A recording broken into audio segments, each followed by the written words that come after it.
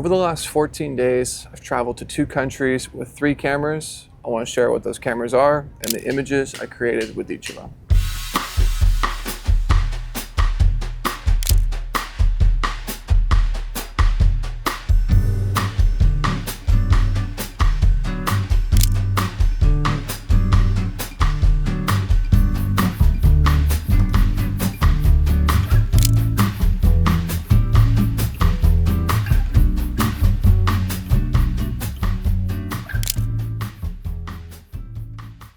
The first one is the Mamiya 6. This shoots 120mm film, basically medium format.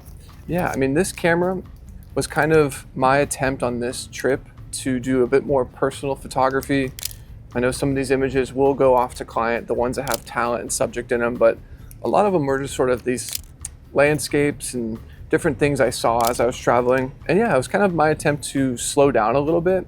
This camera, you kind of forces you to slow down. There is a built-in center-weighted meter inside this camera, but you know, I also pull out my incident meter, and it's a rangefinder, and you have to kind of dial in the focus. So it really, and you only actually get like 12 exposures per roll. So you know, you can't just be ripping through film like you would on 35 when you get 36 pictures per roll. So yeah, this camera was fun. It, you know, also kind of forced me to take a different approach to framing. Given it's a 6x6, that means the images it creates and captures on film are square.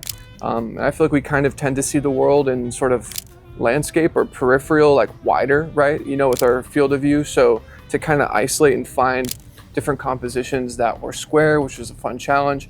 And it was a 50mm, which in medium format is kind of the equivalent of a 25. So it's very wide, which presented some challenges because sometimes, you know, there's just stuff in the foreground that I didn't want. So it kind of forced me to get like up and close on certain stuff. But it was a lot of fun. This was a great setup. I think all in all, I probably ran through maybe 15 rolls of film on this. But yeah, that is the Mamiya 6. This was a ton of fun, and also had the Dream Effects filter on the front because you might be thinking like, oh, film, like, doesn't it already have inherent qualities and texture and a certain look to it? Like, why would you need to enhance that with filters? But to be completely honest, this is a very high resolution image when you scan it. And I have found sometimes, especially with like the closed down apertures at f11 or 16 even, it can be very sharp. So using an 1/8 Dream Effects just gives everything that little extra glow, that little extra backlight. I mean, we're on a ferry right now going from Sicily to Malta, and I've kind of found these little pockets of people kind of sleeping in their chairs or little sunlight coming through the windows. And the Dream Effects actually kind of will help bloom out those air quote blown out highlights in a very like organic way.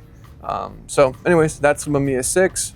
The other camera, I guess why we're on the topic of film, at the date of this recording, this camera is unreleased, but this was sort of our first attempt at really putting this camera through its paces. This is the Prism Lens FX reloadable film camera with a magnet mount system.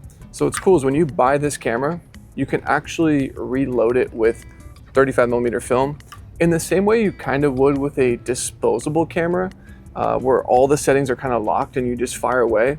But with a disposable, you dispose the camera. This is fully reloadable, so you can essentially load the film like you would any other camera. It comes with a Rose effects, a Dream effects, and a Starburst.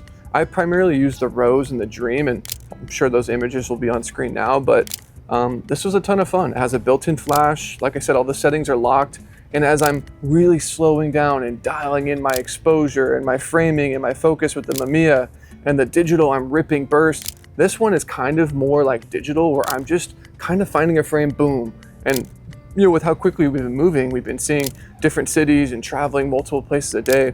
On a trip like this, where it's very much kind of like a road trip, this reloadable film camera has been great. I think I ran about 3 rolls of film through this, and you know, a combination of day exteriors, flash, you know, so this has been a lot of fun, and hopefully we'll be releasing at the top of 2026. And lastly, this is actually kind of a new pickup. This is the Canon EOS R5C. I picked this up because I wanted to do a hybrid of photo and video, like long term. On this project, in photo mode, it does, I believe, around 50 megapixels, maybe a bit more. So for stills, which the client really wanted high resolution, high megapixels, so they can go in, pan and scan, zoom, kind of find little frames within larger compositions, this camera was perfect. And then long term, you know, it has a video toggle that does 8K RAW, essentially. So this is a great pickup. I don't have a lens on it now because we're traveling, but I mostly just used a 24-70 RF. And yeah, honestly, the images this produces are very, very impressive. I've shot Canon for a while. My previous body was a Canon R5C Mark II, which I think was 24 megapixels. So this is quite an upgrade for me. But yeah, I mean, really, for the last 2 weeks, I've shot a ton of photos, traveling across beautiful countries, seeing beautiful cities. And, you know, it's cool. You know, like every camera is a tool, you know, and it kind of allows you to create in a different way. In the same way, without getting all like esoteric and whatnot, like a painter has tools and they have the little fine brush to do the little small details, and they have the big brushes to do the big details. And I kind of look at photography the same way, where every camera kind of does something different. Though it's putting paint on a canvas or capturing an image, it does so in a different way. So yeah, we're in transit today and just wanted to take a moment to break down the cameras I've been shooting with. And yeah, hopefully you enjoyed some of the photography you've seen and a couple of the insights I've shared regarding these cameras. Not a bad place to reload.